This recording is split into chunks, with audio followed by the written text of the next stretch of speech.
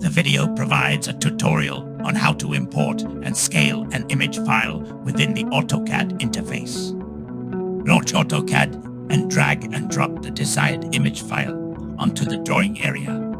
Select the image file and increase the fade value under the image panel to make the lines more visible.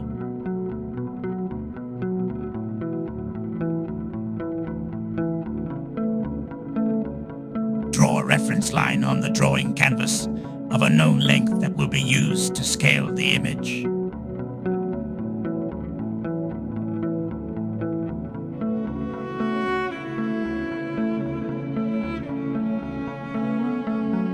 Open the scale command by entering SC at the command prompt.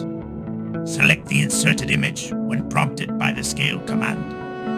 Then click on the reference option in the command bar and select both endpoints of the reference line drawn previously.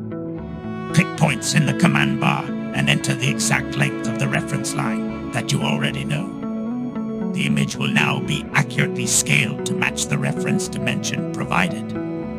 Thank the viewers for watching, and don't forget to like, share, and subscribe to the YouTube channel for more tutorials.